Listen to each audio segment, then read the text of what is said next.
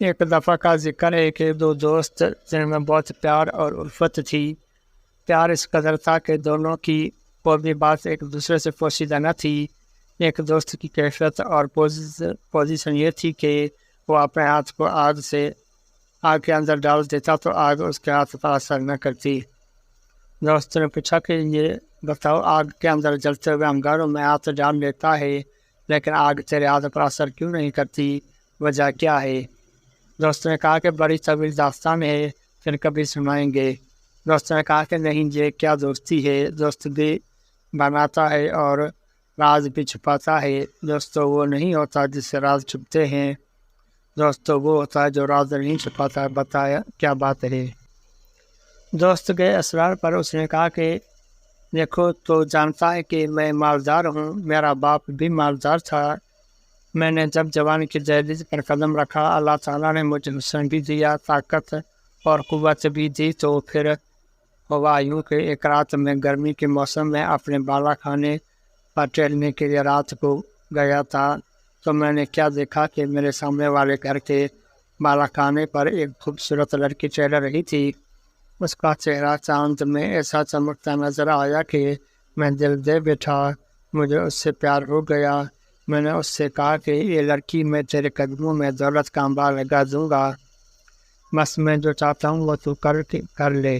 لڑکی نے میری ایک نہ سنی۔ دن گزرتے گئے، رات گزرتی گئی، زندگی تمام ہوتی گئی۔ حالانکہ یہ ہوا کہ میں نے کوئی دن کسر نہ چھوڑی، کوئی رات کسر نہ چھوڑی، ملنے کی کوشش کی۔ تا دولت کی لالچ دیتا، مال کی لالچ دیتا، ہر چیز کی میں نے لالچ دی، لیکن وہ لڑکی ٹس سے مس نہ ہوئی۔ اس نے میری ایک نہ سنی۔ چند دنوں کے بعد اس کی غریب گھرانے میں شادی ہو گئی، اس کے 3 بچے ہو گئے۔ ایک وقت ایسا آیا کہ ہمارے علاقے میں قحط شادی چھا گئی۔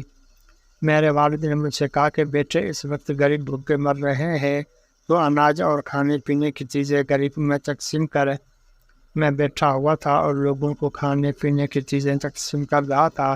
ایسے میں نے دیکھا کہ جسے میں چاہتا تھا وہ لڑکی بھی قطار میں کھڑی تھی۔ میں نے اپنے نوکروں کو کہا کہ تم لوگوں کو نمٹا لو، میں ابھی آتا ہوں۔ میں نے اشارہ کر کے اس لڑکی کو اپنے پاس بلایا اور پوچھا کہ یہ لڑکی تو کیوں آئی ہے؟ اس نے کہا کہ اے نوجان، میں 3 بچوں کی ماں ہوں، میں ان کی بھوک دیکھ نہیں سکتی، میرے بچے بلک رہے ہیں۔ تجھے معلوم ہے کہ ہر غریب اور مزدور امین کے دروازے پر بھیک مانگ رہا ہے، میرے بچوں کا تڑپنا مجھ سے دیکھا نہیں گیا، میں تیرے دروازے پر آ گئی ہوں، خدارا میری کچھ مدد کر دے۔ اس نوجوان نے کہا کہ میرے دل میں خیال آیا کہ آج یہ مجبور ہو کر آئی ہے، میں اس کی مجبوری کا بھرپور فائدہ اٹھاؤں گا۔ میں نے کہا کہ اے لڑکی، میں تیرے قدموں میں دولت کا انبار لگا دوں گا، میری ایک شرط ہے کہ تو میری اس خواہش کو پورا کر دے جو پہلے دن میں نے رکھی تھی، یعنی کہ اس نوجوان نے اس لڑکی کو زنا کی دعوت دی، ورنہ سن لے، سب ملے گا اور تجھے کچھ نہیں ملے گا۔ اس لڑکی نے کہا کہ اللہ سے معافی مانگ، لذت کے لیے گناہ مت کر، لذت چلی جائے گی اور گناہ باقی رہے گا۔ اس نوجوان نے کہا کہ زنا کر یا پھر پلٹ جا۔ وہ پلٹی اور جب وہ واپس مڑی تو بچوں نے کہا ماں بھوک لگ رہی ہے۔ اس نے تسلی دی، پھر بچوں کی طرف دیکھ نہ سکی اور پھر پلٹی، پھر آئے تو کہا کہ خدا کے لیے رحم کر۔ نوجوان نے کہا کہ میری خواہش پوری کرو ورنہ تیری مدد نہیں ہوگی۔ جب پھر تیسری بار لوٹی تو بچوں نے کہا کہ ماں یا تو ہمارے لیے کھانے کا انتظام کر یا پھر ہمارا گلا گھونٹ دے۔ پھر اس نے سوچا کہ چلی جاتی ہوں، زنا کر لیتی ہوں، پھر خدا سے معافی مانگ لوں گی، بچوں کی جان تو بچ جائے گی۔ پھر وہ اس کے کمرے میں گئی اور کہا کہ خدا کے لیے رحم کر۔ نوجوان نے کہا کہ میں نے کہا کہ تو میری خواہش پوری کر دے، میں تیری خواہش پوری کر دوں گا۔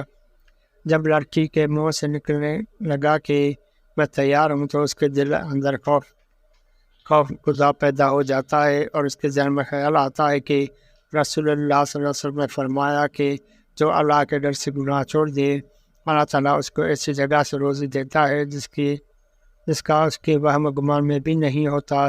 اس نے کہا اے نوجوان سن لے، اپنے ایک بچے کو تڑپ کر مرتا تو دیکھ لوں گی، لیکن کبھی اللہ کی نافرمانی نہیں کروں گی، اور اب کی بار میں واپس نہیں آؤں گی۔ گھر جا کر بیٹوں سے کہا کہ صبر کرو، ابھی کھانا آ جائے گا۔ مسلح بچھا کر بیٹھ گئی اور اللہ تعالیٰ سے دعا کی کہ اللہ تو نے جو دی ہے تو دانا بھی تو ہی دے گا، اے رب کریم میرے بچوں کے لیے کھانے کا بندوبست کر دے۔ ابھی جملے مکمل ہی نہیں ہوئے تھے کہ دروازے پر دستک ہوئی۔ وہ نوجوان دروازے پر کھڑا تھا، ساتھ اس کے نوکر بھی تھے۔ لڑکے نے گرج کر پوچھا کہ اب کیوں آیا ہے؟ اس نوجوان نے کہا کہ مجھے معاف کر دے، جب تو غریب ہو کر اللہ سے اتنے ڈرتی ہے تو مجھے مالدار ہو کر اللہ تعالیٰ سے کتنے ڈرنا چاہیے۔ اب میرا دل بدل چکا ہے، اب تو کیا میں کسی عورت کو بری نظر سے نہیں دیکھوں گا؟ میری بہن لے اور میری طرف سے یہ تحفہ قبول کر لے، آج کے بعد میں تجھے بہن کہتا ہوں۔ لڑکی نے کہا کہ رک جا، پھر شکر کا سجدہ کیا اور دعا کی، اے اللہ اگر یہ اپنے قول میں سچا ہے تو اس پر دنیا کی اور جہنم کی آگ حرام کر دے۔ وہ نوجوان اپنے دوست سے کہتا ہے کہ اللہ سے ڈرنے والی اس لڑکی کی دعا کا اثر ہے کہ میں دنیا کی آگ میں ہاتھ ڈالتا ہوں تو آگ میرے ہاتھ پر اثر نہیں کرتی، امید ہے کہ جہنم کی آگ بھی مجھ پر اثر نہیں کرے گی۔